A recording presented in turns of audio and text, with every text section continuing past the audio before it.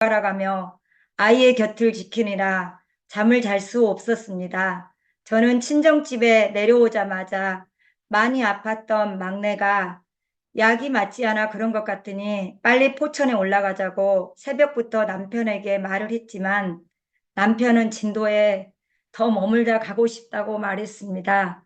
아침을 먹고 조금 시간이 지났을 무렵 한 통의 전화를 받은 남편은 포천에 급히 올라가야 한다고 말했습니다. 제가 남편에게 갑자기 왜 일정이 변경되었냐고 물었을 때 호국훈련 준비 때문에 빨리 올라가야 된다고 말했습니다. 첫째 찬우기의 현장 체험학습 버킷리스트 중에 아빠와 낚시하기가 있어서 사진을 촬영하기 위해 남편이 새 아이를 데리고 선착장으로 가고 저는 3살 된 막내 찬영이를 데리고 포천으로 올라갈 짐을 싸고 있다가 서울에 계신 지인 의사 선생님과 전화 통화를 하다가 유리창 밖을 보게 되었습니다. 주님께서 남편의 마지막 모습을 보게 하려고 그러셨는지 찰나에 셋째 아이가 미끄러지는 것이 보이고 뒤이어 남편도 미끄럼틀 타듯이 물로 빠지는 것을 보았습니다. 친정어머니에게 말씀드리자 어머니는 그 자리에 주저앉으셨고 저는 주저앉아 계시는 어머니를 볼 겨를도 없이 3살 된 찬영이를 안고 가며 급하게 119에 연락을 하고 뛰어가게 되었습니다. 선착장이 5분도 채 안 되는 거리에 있는데 바다에 물이 많이 들어와 있어 바닷가 자갈밭으로 걸어가지 못하고 길이 있는 곳으로 뛰었습니다. 선착장에 도착하자 먼저 물에 빠진 셋째 아이는 배에 올라타고 수건을 두르고 있었고 정작 보여야 할 첫째 찬욱이가 보이지 않았습니다. 2사람이나 물속에 있었지만 저는 하나님께서 바닷속 물고기를 보내서라도 살려주실 거라는 큰 확신이 있었습니다. 제가 그렇게 생각하게 된 것은 얼마 전에 신문에 올라온 글을 읽게 되어서입니다. 태평양 한가운데서 거친 비바람으로 배가 파손되고 한 사람이 널판지 조각을 붙잡고 바다에 표류하는 중에 깊은 바닷속 심해에 사는 거북이가 나타나서 그분을 연안에 있는 배 근처에 데려다 주었다는 글을 읽었습니다. 예수님을 믿는 분들이라면 누구나 알고 있는 물고기 뱃속의 요나 이야기도 성경에는 기록되어 있었기에 저는 큰 소리로 남편의 이름도 첫째 찬욱이의 이름도 부르지 않고 살아나오기만을 기다리고 있었습니다. 울타리 교회 사모님께 연락드렸더니 그곳에 기도원 연합생회 중이시라 기도원 원장님들과 목사님들이 30여 분 가까이 계신다는 소식을 듣고 급히 기도 부탁 후 기다렸습니다. 처음에 119 구조대가 도착했지만 잠수사가 없었기 때문에 골든타임이 지나고 있었습니다. 남편과 첫째 찬울기를 구하기 위해 물에 들어갈 수 없었습니다. 조금 시간이 지난 후 잠수사가 도착했지만 물속에서 찾는데 시간이 지체되어 골든타임이 지나고 또 지나고 너무 급박한 상황 속에 이르게 되었습니다. 첫째 찬우기를 물에서 구했는데 이중하다는 소식을 들었지만 저는 아이의 얼굴을 볼 새도 없이 바로 진도읍에 있는 동생에게 연락해 병원에 가 있으라고 말하고 다시 남편의 구조를 기다려야 했습니다. 첫째 찬우기를 구하고 1시간여의 시간이 흐른 후 남편을 구조했으나 남편은 많이 이중해 보였고 저는 119 구조대원님에게 이런 경우에도 살아난 사례가 있냐고 물었고 그분께서는 기적을 바라면 기도하라고 하셨습니다. 기도하려고 물에 젖은 남편의 다리를 붙잡는 순간 제 입에서는 말씀이 선포되었습니다. 두려워하지 말라. 내가 너와 함께함이니라. 놀라지 말라. 나는 내 하나님이 됨이니라. 내가 너를 굳세게 하리라. 참으로 너를 도와주리라. 나의 의로운 오른손으로 너를 붙들리라. 너희를 향한 나의 생각은 내가 하나니 평안이요 재앙이 아니라 너희 미래에 소망을 주려는 것이니라. 이를 행하는 여호와 그것을 지어 성취하는 여호와 그 이름을 여호와라 하는 자가 이같이 이르노라. 너는 내게 부르짖으라. 내가 네게 응답하겠고 네가 알지 못하는 크고 은밀한 일을 네게 보이리라. 할 수 있거든이 무슨 말이냐. 믿는 자에게는 능치 못할 일이 없느니라. 내게 능력 주시는 자 안에서 모든 것을 할 수 있느니라. 제가 말씀을 끝나자마자 그분들도 모든 조치가 끝났다고 구급차에 남편을 실었습니다. 그날이 10월 9일 한글날이고 추석 연휴 끝이라 바닷가 선착장에는 낚시객들과 연휴의 마지막을 즐기려는 사람들이 많았습니다. 그 길은 어젯밤에 남편과 제가 아이들과 함께 걸으며 보며 산책하던 곳이었습니다. 남편과 첫째 찬우기를 구조하기 위해 하늘에는 헬기가 뜨고 바다에는 땅에는 119 구급차들이 와 있었습니다. 10월 초인데도 한여름처럼 많이 더웠습니다. 구급차 안은 너무 셨습니다. 그분들에 대한 애잔한 마음이 들었습니다. 이중한 상황과 남편과 함께 가는 근 40분 거리를 하나님 영광 받으세요라는 단어가 계속 나와 저는 하나님께서 남편과 첫째 찬우기를 살려주실 거라는 확신이 있었습니다. 이중한 남편과 함께 구급차에 실려 병원에 도착하자 의사 선생님께서 급히 뛰어오시며 보호자를 찾으시더니 첫째 찬우기를 사망 선고 내려야겠다고 말씀하셨습니다. 병실에서 아이의 얼굴을 보는 순간 천국 찬양이 귓가에 들려왔습니다. 천국에는 해와 달과 별과 등불 없어도 하늘나라 밝은 빛이 찬란하게 비추네. 영화롭고 아름다운 우리 본향 천국에서 주와 같이 영원히 살겠네. 저는 찬욱이가 천국 갔다는 확신이 들어 아이를 꼭 안아주며 말하자 동생이 울면서 뛰어나갔습니다. 15분 후 남편도 주님 품에 안겼습니다. 그동안 고마웠다고 먼저 가 있으라고 나중에 가서 보자고 하며 꼭 안아주었습니다. 병실에서 나온 후에 저도 모르게 딱 두 마디 말을 했습니다. 그럼 나는 어디로 가지? 상부사령부. 하나님, 대책은 세워놓고 일 버리신 거죠. 아무 말씀입니다. 2017년 10월 9일 남편과 첫째 찬욱이의 그 일이 뉴스에서 흘러나오고 저와 남편을 알고 시댁 친정 식구들 아는 분들은 한두 분씩 서울에서 내려온 고향 친구들이 가장 먼저 도착해서 저를 위로해 주기 시작했습니다. 친구가 울면서 나 하나님 원망하고 왔다고 말하는데 친구를 끌어안으며 나도 하나님을 원망하지 않는데 너도 하나님을 원망하지 말아라. 우리 하나님께 감사하자라고 말한 후 둘이 안고 펑펑 울었습니다. 또 다른 친구는 3살 된 아이를 두고 가다니 앞으로 아이들과 어찌 살아야 하냐며 부둥켜 안고 울었습니다. 장례식장에는 보혈 찬송이 흘러나오고 있었습니다. 장례식 둘째 날 아침에는 눈을 떴는데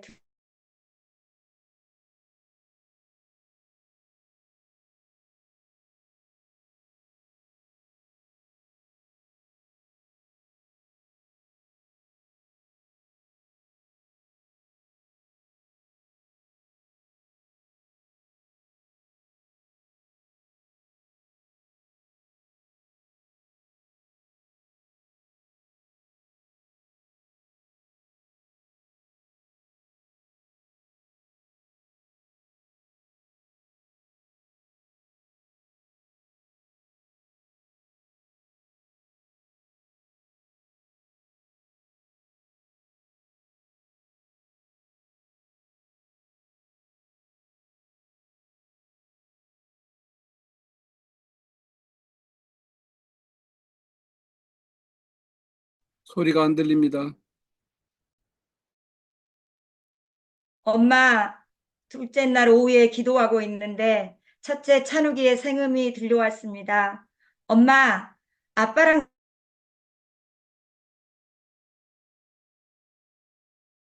가야 돼라고 마치 곁에서 살짝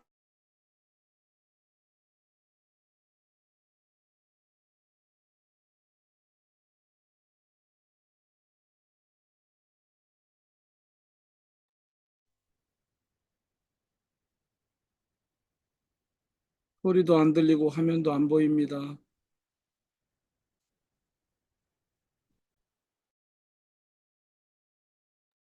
네, 상황이 별로 안 좋은 것 같습니다.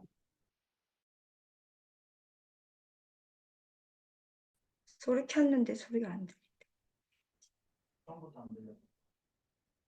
아니 들렸는데 지금.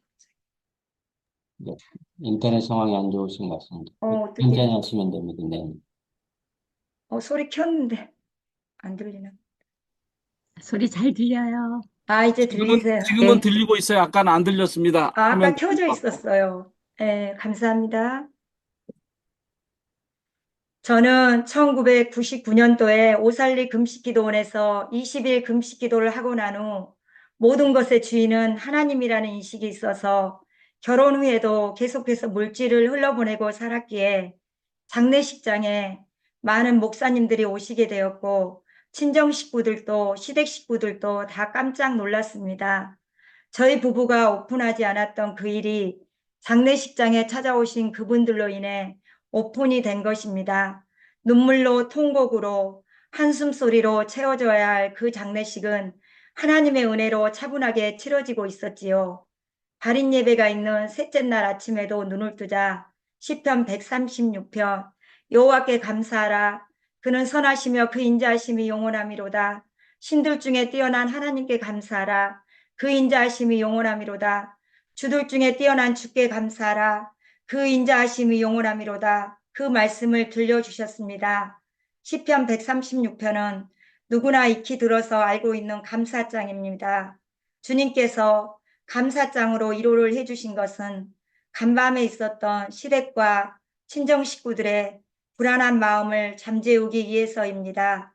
첫째 찬욱이가 현충원 근처에 납골당이 정해졌지만 일부 안 믿는 친정 식구들과 시댁 식구들은 찬욱이 혼자 어떻게 그 먼 길을 보내냐며 아빠가 묻힌 현충원에 같이 합장하자고 말을 했습니다.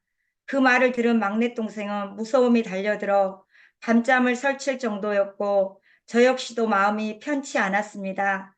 밤에는 아무 말씀을 하지 않으셨던 주님께서 이른 새벽에 저를 찾아오셔서 남편과 아이를 현충원에 같이 하면 산욱이는 숨은 아이가 되는구나. 그러니 따로 있으면 좋겠구나라는 하나님의 음성을 들려주셨고 친정도 시댁 식구도 찬성을 하고 그렇게 남편은 대전의 현충원에 찬욱이는 현충원 근처에 있는 녹야원에 장지를 결정하게 되었습니다. 마지막 발인 날이라 장례식장은 오열하는 소리로 가득했고 탄식 소리가 들리며 발인 예배가 시작되고 있었습니다. 정작 크게 통곡해야 할 저는 주님께서 계속해서 저에게 들려주시는 음성 덕분에 주님과 계속 대화 중이었습니다. 제가 섬기고 있는 교회가 성전 건축 중이었는데 000 교회를 도와라. 주님 어떻게 도울까요? 건축을 위해 네가 도왔으면 좋겠구나. 주님 000 교회 차도 필요해요. 발인 예배가 끝나기 전까지 시간 가는 줄 모르고 주님과 계속해서 대화를 나누었습니다. 땅이 혼돈하고 공허하며 흑암은 깊음 위에 있고 하나님의 신은 수면에 운행하는 그 일이 지금 제 삶 속에 일어나고 있었습니다. 화장터가 있는 목포에 다다랐고 사랑했던 두 사람을 이제 이 땅에서는 다시 볼 수 없다는 생각에 하염없이 통곡하며 저는 한참을 울었습니다. 처음에 남편과 아이를 살려주실 거라는 확신이 강했던 것처럼 두 사람이 떠난 후에도 주신 자도 여호와시요 취하신 자도 여호와시니 여호와 이름이 찬양을 받을지어다 하며 모든 것이 인정이 되었습니다. 목포에서 남편과 큰아이의 장지가 있는 대전을 가는 차 안에서 하나님은 긴 시간 동안 말씀을 암송하며 가게 하셨습니다.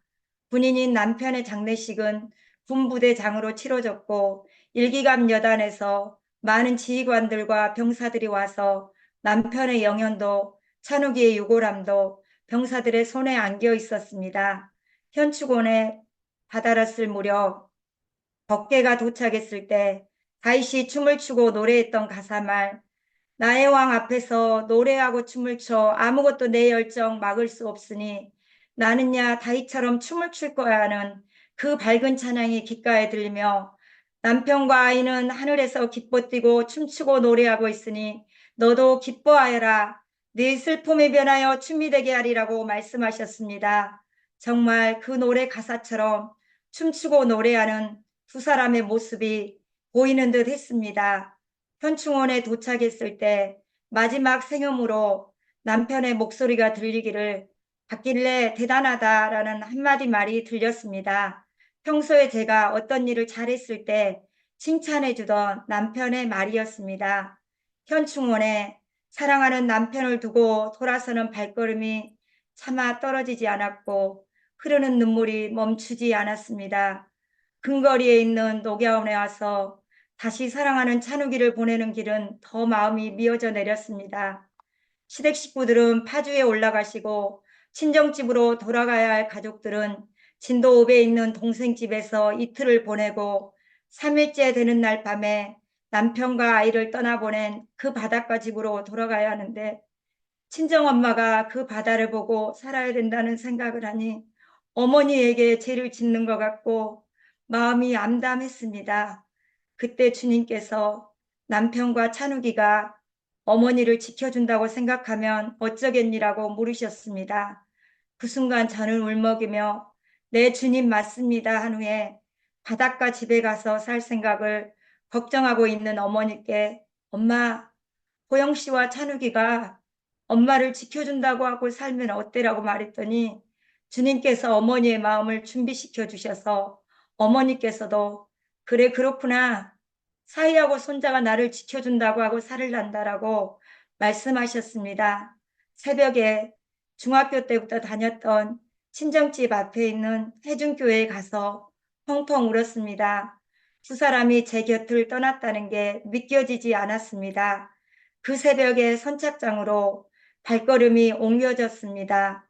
어릴 적부터 제가 자라면서 보아온 친정 바다는 늘 잔잔한 호수와 같았는데 왜 하필 이곳에서 이 일이 일어났을까? 저는 하나님께 계속해서 질문을 했습니다. 그러던 중 이 일이 있기 전 명절 즈음에 있었던 일과 진도 내려오는 여정길에 있었던 기억 앞에 머물렀습니다. 저는 친정집에 내려오기 전 추석 명절쯤에 산책을 하다 지인들과 같이 도서관에 가게 되고 그곳에서 짐 엘리어 선교사님의 부인 엘리자베스 엘리어 선교사님이 쓰신 전능자의 그늘이라는 책을 읽고 남편과 나누게 되었습니다. 꼭 이 땅에서 길게 살고 가는 게 다가 아니라 짧지만 굵게 살다 가는 것이 더 의미가 있는 삶이라고 나누었습니다. 영원한 것을 얻고자 영원할 수 없는 것을 버리는 자는 바보가 아니라는 말을 남기며 28살의 나이에 주님의 십자가의 길을 걸어간 위대한 하나님의 사람 짐 엘리어 선교사님의 말은 저를 울리고도 남았습니다. 저는 그 책을 읽고 난 후 며칠을 펑펑 울었습니다. 어떻게 살면 나도 이분처럼 주님을 위해 나의 삶을 이렇게 불태울 수 있을까? 짐 엘리어 선교사님은 21살 때에 이런 기도를 남겼습니다. 아버지, 저로 분기점 같은 사람이 되게 하소서. 제가 접하는 사람들을 결단의 기로로 이끄소서. 저는 직선도로의 표지판이 되고 싶지 않습니다. 저를 갈림길로 삼아 주소서. 그리하여 사람들이 제 안에 계신 그리스도를 보고 어느 쪽으로든 하나를 택해야만 하게 하소서. 사람들을 결단의 기로로 이끄는 분기점 같은 사람, 짐 엘리엇은 바로 그런 사람이었습니다. 호천에서 진도를 내려가는 날 주님께서는 송축해 내 영혼 내 영혼아 거룩하신 이름 이전에 없었던 노래로 나 주님을 경배해 찬양을 새벽부터 들려주셨고 저는 그 찬양이 은혜가 되어 사역자들인 친구들과 말씀을 나누는 단톡방에 올렸습니다. 나중에야 알게 되었습니다. 곧 그날에 나의 힘 다하여 여정 마칠 때 무슨 일이든지 어떤 일을 만나든지 저녁이 올 때 나는 주님을 노래라는 가사가 있다는 것을요. 진도로 내려가는 차 안에서 제 입에서 계속해서 흘러나오는 찬양이 주의 옷자락 만지며 주의 두 발을 씻기며 주님 그 발에 입 맞추며 나의 왕관을 놓으리라는 찬양을 계속해서 불렀더니 하늘나라에 간 첫째 찬우기가 엄마는 아는 찬양이 그것밖에 없어요 하는 것이었습니다. 저는 한참을 있다가 주여 주여라고 했더니 엄마는 왜 맨날 주여 주여를 불러요라고 말했습니다. 그러자 곁에서 듣고 있던 남편이 찬우가 엄마는 엄마가 살기 위해 주여를 부른단다. 엄마처럼 주여를 매일 부르고 사는 사람은 어려운 일이 생겨도 하나님이 빨리 응답해 주셔. 찬우가 아빠하고 너도 주여를 부르고 살자라고 했습니다. 이 말은 남편의 유언이 되고 말았습니다. 차 안에서 다시 방언 기도를 하고 있는데 주님께서 옥합을 깨뜨려라, 옥합을 깨뜨려라, 옥합을 깨뜨려라 계속해서 말씀하셨습니다. 그 기도를 들은 남편은 무슨 옥합을 깨뜨려야 하냐고 물었고 저는 그 옥합이 남편과 첫째 찬우기일 거라는 생각을 못했기에 당연하다는 듯이 교회가 성전 건축 중이라 물질 옥합을 깨뜨리라는 거겠지 말했습니다. 군인교회를 섬기던 우리 부부가 남편의 부대 사정으로 인해 그 교회를 섬기게 된 지는 7개월밖에 되지 않았기에 남편은 말이 없다가 시골에 다녀온 후에 생각해 봐요라고 말했습니다. 한참을 차를 운전했을까 갑자기 남편의 핸드폰이 꺼져버렸습니다. 설상가상으로 제 폰까지 꺼지는 일이 생겼습니다. 포천에서 서울 가는 민자역사 도로가 처음 생겼고 우리 부부는 초행길을 가고 있었습니다. 저는 큰 소리로 남편에게 말했습니다. 내비가 가는 길은 잘못 갈 수도 있지만 성령님이 내비가 되어주시면 가장 정확한 길로 인도해 주실 거야 라고. 얼마 가지 않아 우리는 갈림길에 봉착했고 남편은 다급하게 물었습니다. 저는 고속도로 한가운데 양갈래 길에서 성령님께 물었고 성령님께서는 가장 정확한 길을 말씀해 주셨습니다. 바로 방향을 틀자마자 서해안 고속도로 당진이라는 팻말이 보였습니다. 남편은 감탄을 자아내며 말했습니다. 정말 신기하다고, 어떻게 이렇게 정확하냐고, 하나님 정말 놀라우시다고. 포천에서 진도까지는 시간이 오래 걸립니다. 목포에 다다랐을 무렵 저는 잠결에 눈을 떴고 나훈아 가수님의 영영이 라디오에서 흘러나오고 있었습니다. 잊으라 했는데 잊어달라 했는데 딱 그 소절이었습니다. 잠든 척하고 가만히 듣고 있었습니다. 남편에게 고마움이 크게 느껴졌습니다. 그동안 몇 년 동안 남편이 먼 거리를 한 번도 불평하지 않고 내려와 준 것에 대한 감사가 생겼습니다. 남편에게 이 먼 거리를 오면서 불평하지 않고 친정엄마에게 잘해주어 정말 고맙다고 말했습니다.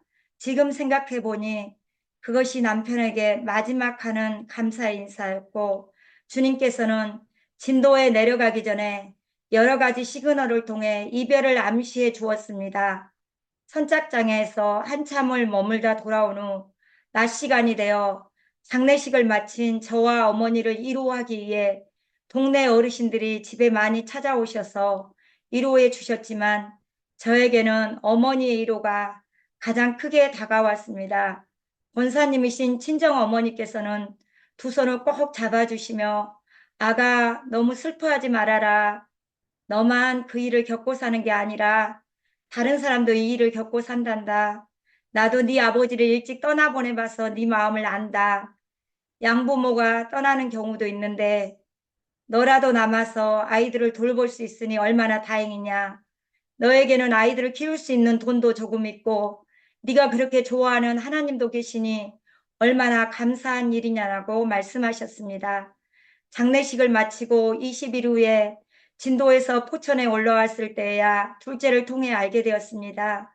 처음부터 어부가 셋째 아이를 구했다는 육군본부 조사단에 말한 제 보고가 잘못된 것이라는 것을요.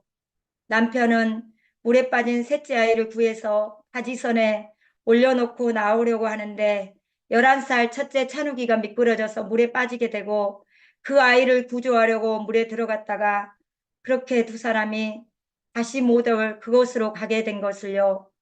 경비정이 도착하고 큰 배가 움직이다 보니 물결이 출렁이고 바지선에 올려놓은 셋째 아이가 다시 물에 빠져 어부가 구한 사실을 뒤늦게 알게 되었습니다. 그날 사연을 들어보니 둘째 찬민이도 미끄러지고 있는 것을 밧줄을 던져서 명절에 시골에 내려온 친구 동생이 살려주었다는 말을 전해 들었습니다.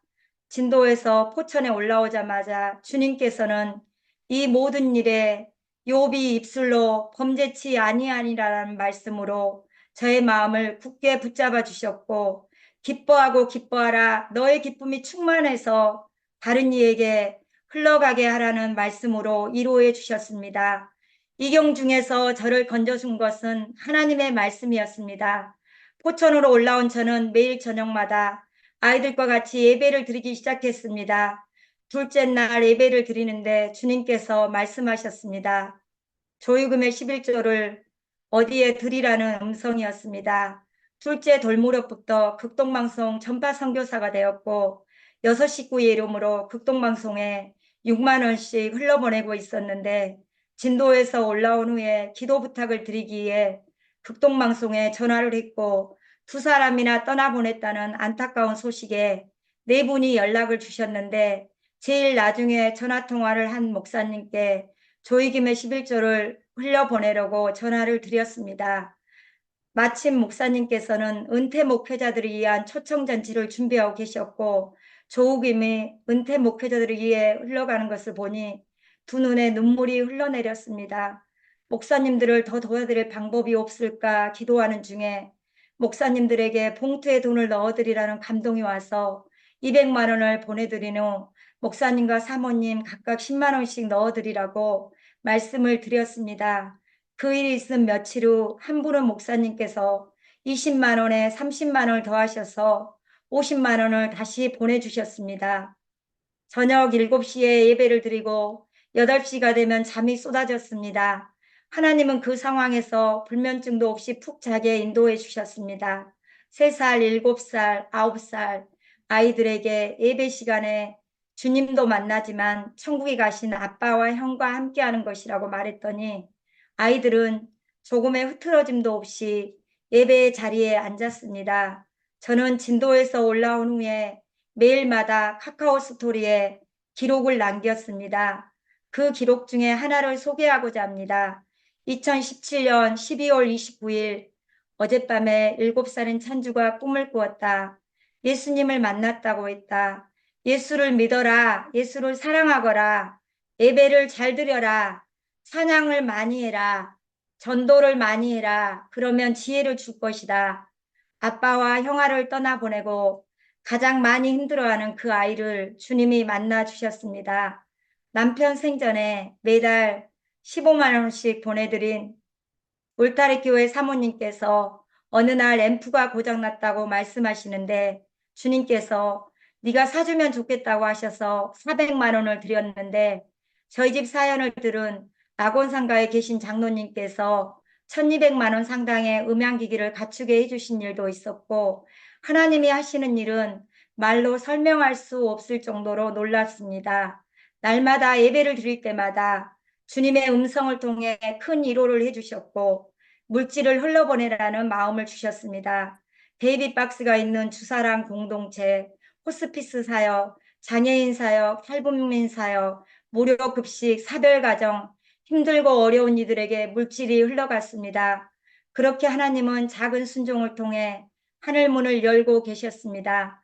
남편과 아이를 떠나보내고 한 달이 되었을 무렵 한나 미니스트리 무릎 기도방에서 스리랑카에 계신 갑작스럽게 떠난 솔로몬 선교사님의 안타까운 소식을 기도 제목으로 보게 되고 저는 얼굴도 모르지만 새 아이를 홀로 케어해야 할 사모님을 생각하니 저의 상황과 오버랩되어져서 300만 원을 흘려보내게 되었습니다.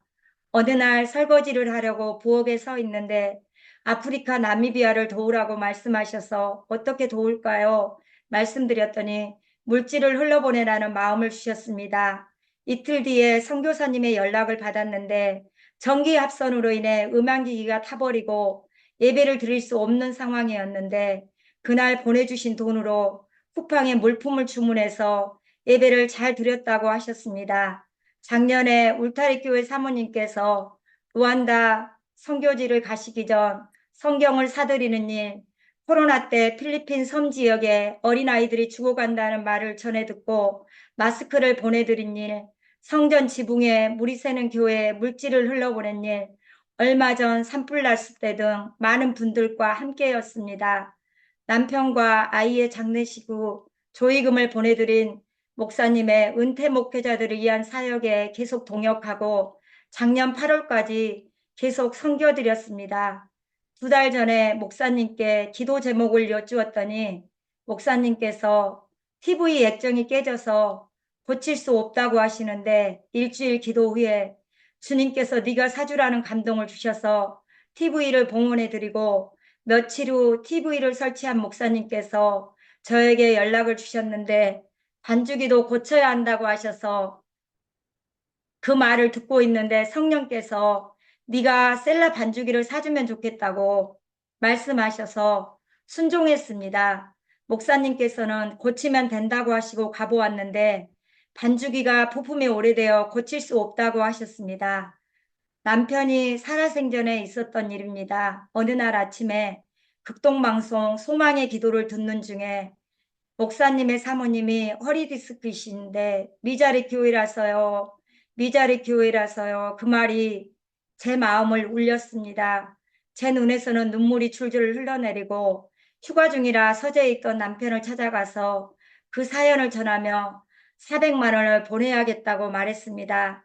남편은 하나님이 다른 분도 준비해 놓았을 것이니 200만 원을 보내도 된다고 해서 저도 같이 찬성을 하고 조금 지난 후 다급한 성령님의 음성이 들리기를 000 목사를 위해 내가 너에게 보관해 놓은 돈이니 200만 원을 더 보내라고 하셔서 순종했습니다.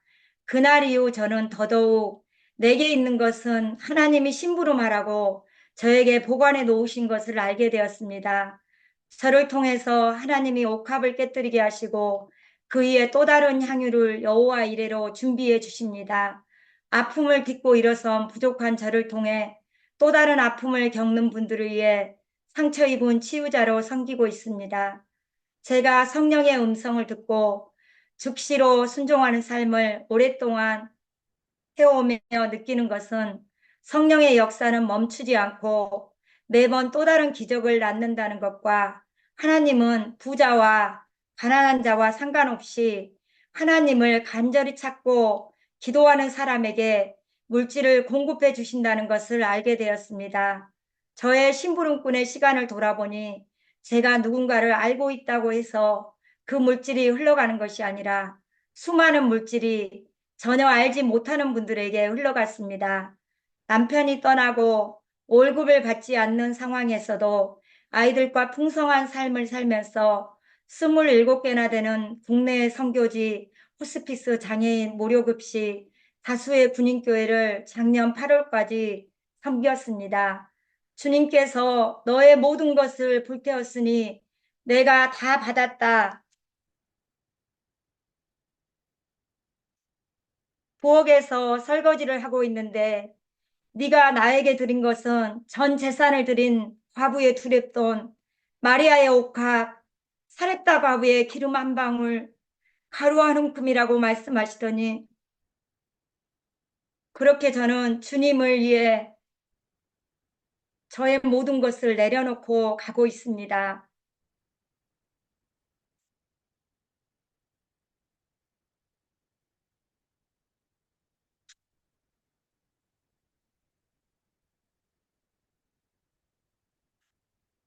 저는 29살이 되던 해 오살리 기도원에 가게 되었는데 뜻하지 않았던 다니엘 금식 기도를 하게 되었고 그때의 금식은 하나님이 정말 기쁘게 받으시는 금식임이 느껴졌습니다.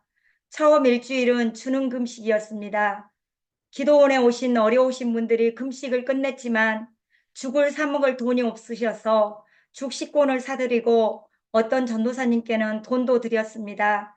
두 번째 일주일은 받는 금식이었는데 작정 기도를 마치고 가시는 권사님께서 이불을 주고 가시기도 하시고 돈도 주셨습니다.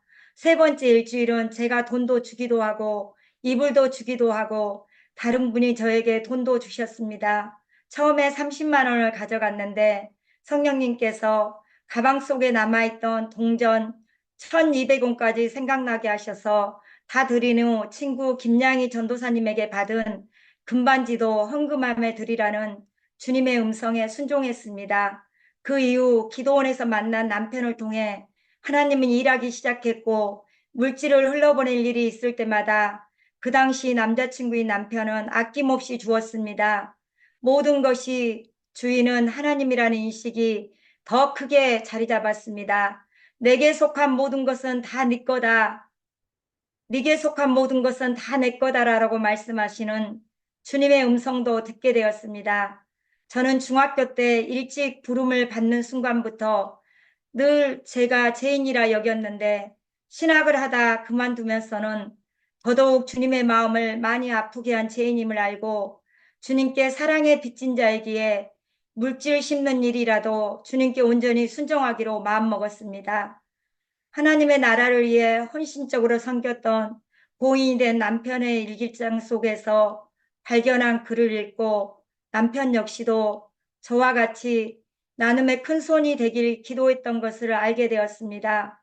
헌금은 내가 하나님을 사랑하는 만큼 후히 드리는 것이다. 5천 원이 있어도 다른 사람을 도와주면 돈의 값어치를 발휘하고 5천만 원이 있어도 나 혼자 쓰면 돈이 아니라고 생각한다.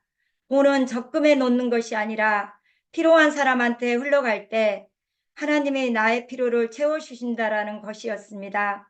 하늘나라 봉투가 열려 있으니 마음껏 살아라는 주님의 음성을 들어서 순종하지만 내가 원하는 방법이 아닌 하나님의 방법대로 주셔서 저에게 보관해 놓은 거라 순종하고 살고 있습니다. 남편 살아생전에 섬기던 교회가 성전 건축 중이었는데 10월에 거의 완공이 되고 있어서 한 개당 30만 원 하는 장의자를 어른들만 하는 거였는데 저는 우리 가족의 수대로 의자 6개를 봉헌하기로 하고 기도하고 남편을 졸랐습니다. 그 시점에 매달 120만 원씩 선교원금을 흘려보내고 있어 더 이상은 안 된다고 말했습니다. 더 하고 싶어 기도하는 중에 예수님 자리를 우리가 마련해 드리고픈 지혜가 떠올라서 남편에게 말했더니 남편도 흔쾌히 허락해 주어 의자 7개를 봉헌해 드렸습니다. 그리고 며칠 지난 늦은 밤 11시에 기도 중이었는데 하늘나라 봉투가 열려 있으니 마음껏 써라라는 주님의 음성을 듣고 애언처럼 되뇌이고 있는데 퇴근한 남편이 누구 봉투가 열렸냐고 물어서 하늘나라 봉투가 열려 있다고 했더니 참 싱거운 말이라는 듯 남편은 웃었습니다. 그때만 해도 저는 하늘나라 열려진 봉투에 있는 돈을 남편과 같이 쓰는 줄 알았습니다. 남편이 떠난 상황이지만 여단장님의 배려로 군인 관사에 머물 수 있는 여건이 되었지만 아이들이 아직 어리기에 어디로 이사를 가야 하나 기도하는데 주님께서는 상군사령부 현 지상작전사령부 주소를 계속해서 말씀하시며 그곳으로 가라고 하셨습니다. 친정 식구들은 저를 생각해서 진도에 오라고 하고 시댁 식구들과 지인들은 파주에 오라고 해서 어디로 가야 하나 기도하는 중에 저는 주님께서 처음에 들려주셨던 연고지도 없는 용인으로 가기를 결정했습니다. 저는 아이들과 함께 아는 사람도 전혀 없는 용인에 이사를 가야 하기에 용인에는 제가 아는 사람이 없어요라며 새벽마다 기도를 시작했고 주님께서 어느 날 나를 알고 나를 사랑하는 사람들이 많단다라고 말씀하시며 내가 누구냐? 나는 여호와 스스로 있는 자니라. 네가 생각지도 못할 놀라운 일을 보이리라. 따라와라. 나와 함께 가자. 내가 네 주인이 되어 너의 일생을 내가 책임지리라라고 말씀하셨습니다. 용인으로 이사 오기 전에 첫 번째 기도 제목을 주님을 많이 사랑하는 목사님을 만나기를 기도했고, 명지대학교 배움의 교회에 주님 바라기이신 이웅상 목사님을 만났고 교회 분들의 사랑 또한 넘쳐났습니다. 두 번째 기도 제목은 교회에서 예배를 드릴 때 기쁨이 가득한 예배를 드리기를 기도했는데, 목사님이 말씀 전하는 시간마다 저는 새벽이고 주일이고 울보가 되었습니다. 세 번째 기도 제목은 용인에 이사 가서 아이들과 기쁘고 즐겁고 행복하게 살게 해주소라고 기도했는데, 2018년 2월 1일 이사 예배를 드리는 가운데 운천사랑교회 황신희 목사님의 기도도 용인에 이사 가서 아이들과 기쁘게 살게 해달라는 기도였고, 용인에 이사 오는 날 400명에게 매일 말씀 문자를 보내는 큰 용사의 방에 보낸 말씀 문자도 그들은 기쁨과 즐거움으로 인도함을 받고 왕궁에 들어가리로라는 말씀이었습니다. 집을 알아보는 중에도 금요일에 계약한 집을 토요일에 집주인이 다운계약서를 요구했고, 기독교인이라 다운계약서를 해줄 수 없다고 말한 후에 첫 번째 집이 캔슬되었지만 걱정되지 않고 이 모든 일이 과정이라는 믿음을 주시고, 월요일 두 번째 집에 울타리 교회 목사님 사모님과 함께 문을 열고 거실에 들어왔는데, 귓가에 들리는 찬양이 기쁘고 기쁘도다 항상 기쁘도다 나 주께 왔사오니 복 주옵소라는 찬양이었습니다.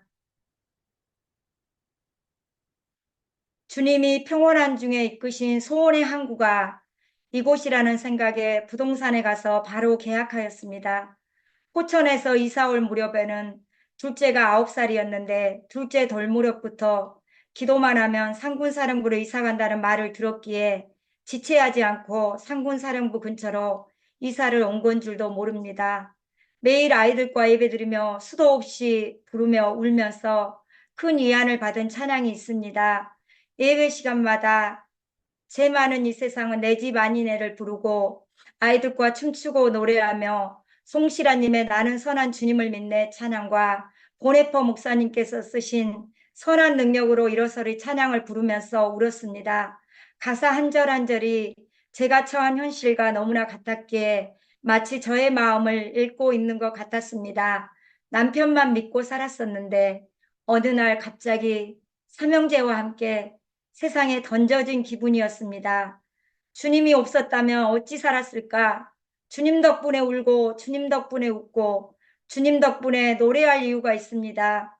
주님 덕분에 지금까지 압도적인 은혜를 받고 살고 압도적 감사를 올려드리며 매일의 삶은 기쁨이 가득하고 천국을 경험하고 살고 있습니다. 그날 죽음의 영이 저희 가정에 찾아왔으나 살리는 영인 말씀이 찾아왔기에 저와 아이들이 지금까지 주님의 은혜로 살고 있는 것입니다. 아이들과 늘 드리는 예배를 코로나가 시작되고 나서는 매일 3번씩 예배를 드리기 시작했습니다. 애도의 시간을 충분히 갖게 해주신 하나님의 그 큰 사랑 때문에 눈물이 흐릅니다.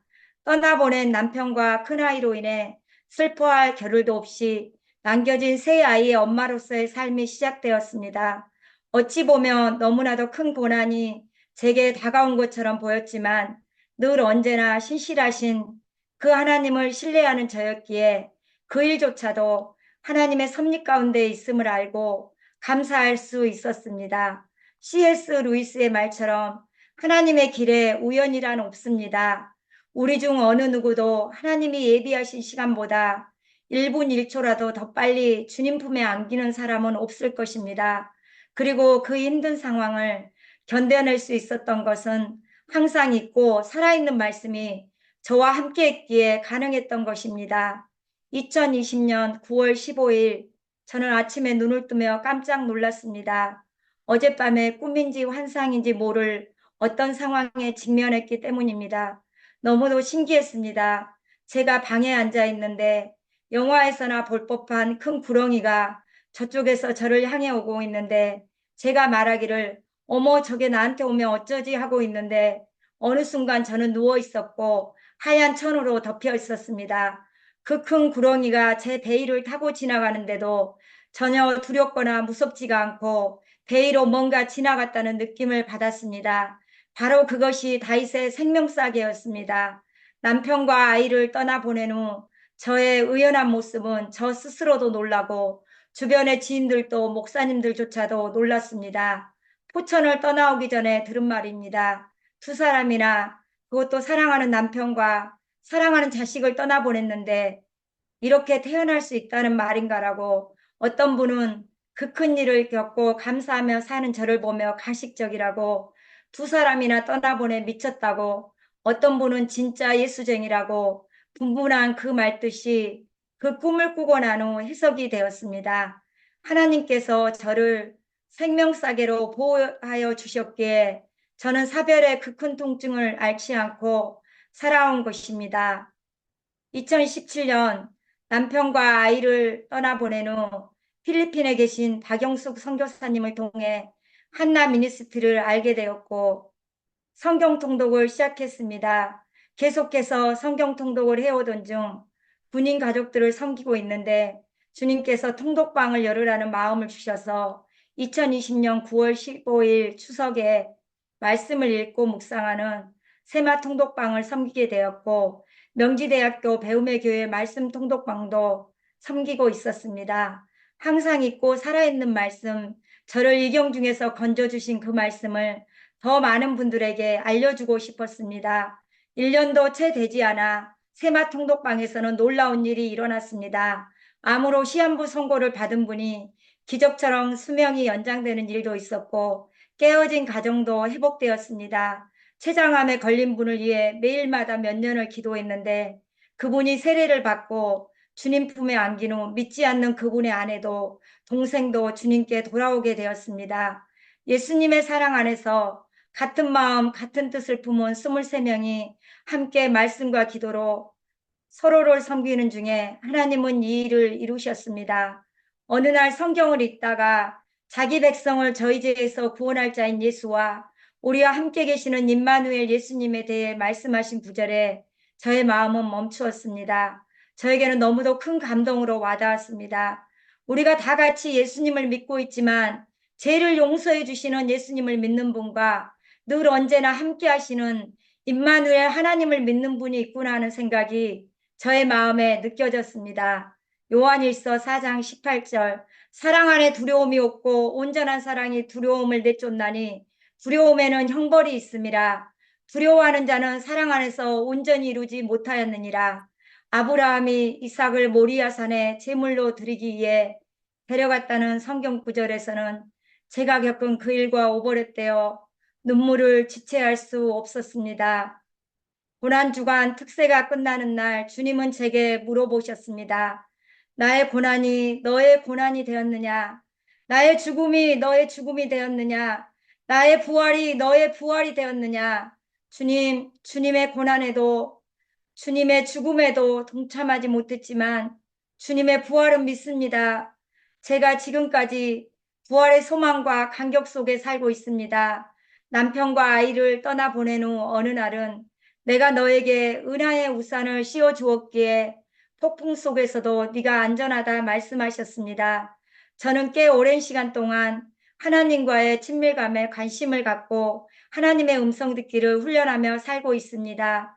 살면서 중요하게 생각하는 한 가지는 인간관계에 묶임이 없어야 한다는 것과 하나님의 음성을 듣고 분별하기 위해서는 하나님의 성품을 알아야 돼서 성경을 읽게 되었고 말씀 속에 들려주시는 주의 음성에 귀를 기울이게 되었습니다.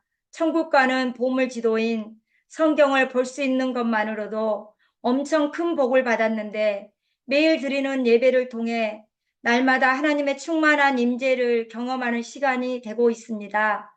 몇 년 전부터 주님은 아침에 눈을 뜨면 들려주시는 음성이 말씀이 육신이 되어 우리 가운데 거하심에 우리가 그의 영광을 보니 아버지의 독생자의 영광이요 은혜와 진리가 충만하더라.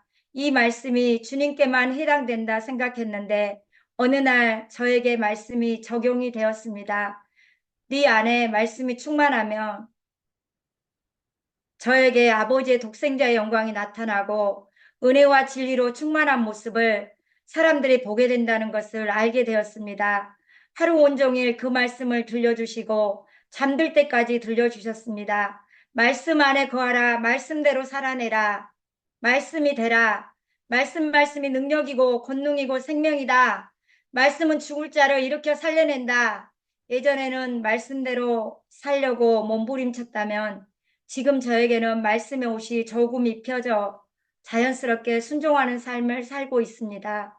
찬양을 부르면서도 울고 성경을 읽어도 울고 기도를 하면서도 울고 상담을 하면서도 울고 있습니다. 저는 하나님 앞에 언제나 울보입니다. 서남의 끝자락에 있는 아름답고 보배로운 섬 진도에서 태어난 저는 중1 때 하나님이 아버지라는 한마디에 이끌려 처음 믿는 순간부터 미친 듯이 올인했고 예수님을 믿고 난 후 밤하늘의 별을 보아도 울고 나무를 보면서도 울며 제가 그렇게 크게 다가왔습니다. 중학생인데도 저는 화장실에 기어다니는 벌레만도 못한 죄인이라는 것이 깨달아지고 별을 보고 울고 나무를 보고 우는 것은 세상의 모든 만물이 하나님을 찬양하고 사는데 하나님을 이제야 믿는 저의 죄가 깨달아져서 울었습니다. 예수님을 믿고 난 후 며칠부터는 해가 지는 줄도 모를 정도로 단숨에 성경을 10번이나 읽었습니다. 나라와 민족을 위해 늘 기도하시는 해준교회 신수영 목사님을 보며 기도를 따라하게 되었습니다. 초등학교 6학년에 제 곁을 떠났지만 평생에 받을 사랑을 다 주고 가신 아버지의 자상함 덕분에 하나님을 향한 저의 사랑은 더 커져만 갔습니다. 회사 생활을 하면서도 기도의 자리를 떠나지 않고 늘 기도하는 자리에 머물렀습니다.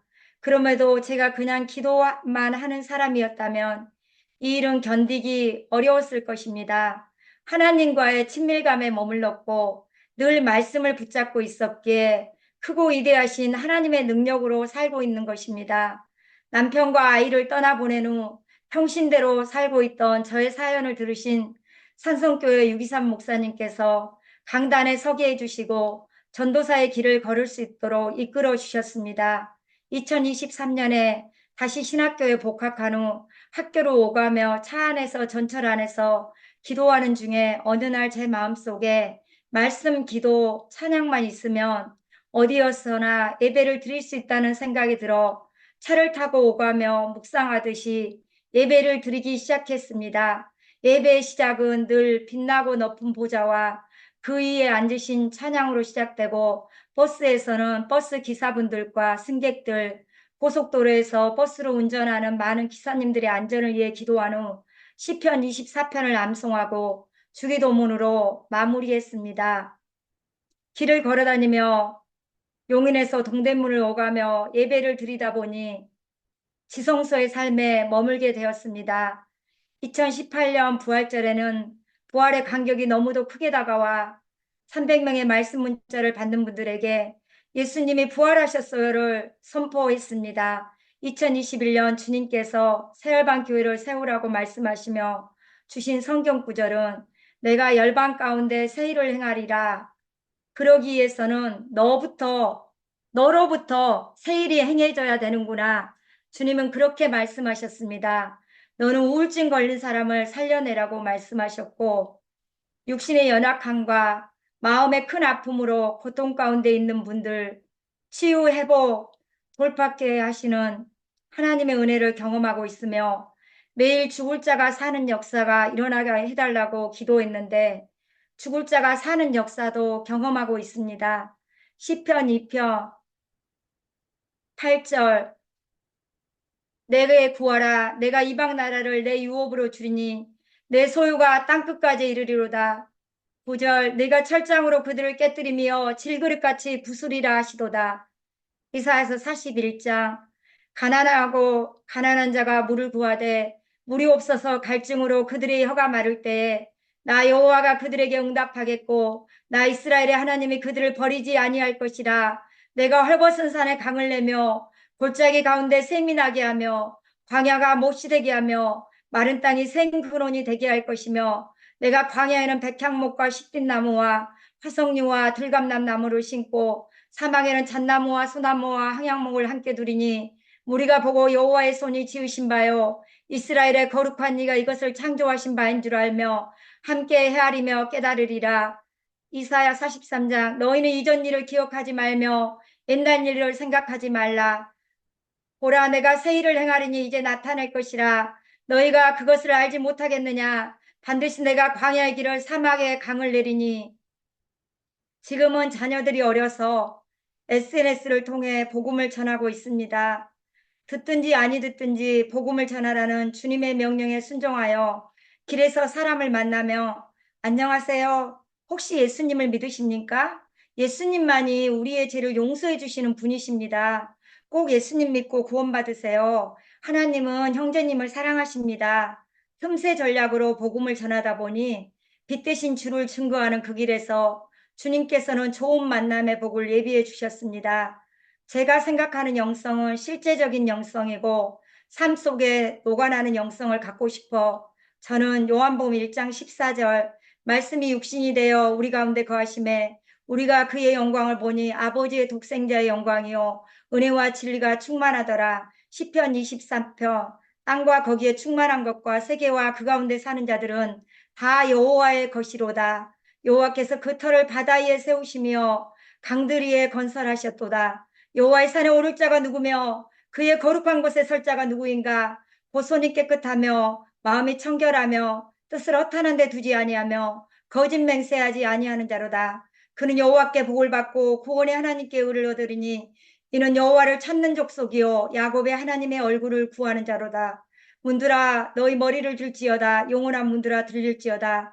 영광의 왕이 들어가시리로다. 제가 구제를 하면서 늘 마음에 품고 있는 말씀은 야고보서 1장 26절 27절입니다. 누구든지 스스로 경건하다 생각하며 자기 혀를 재갈 물리지 아니하고 자기 마음을 속이면 이 사람의 경건은 헛것이라.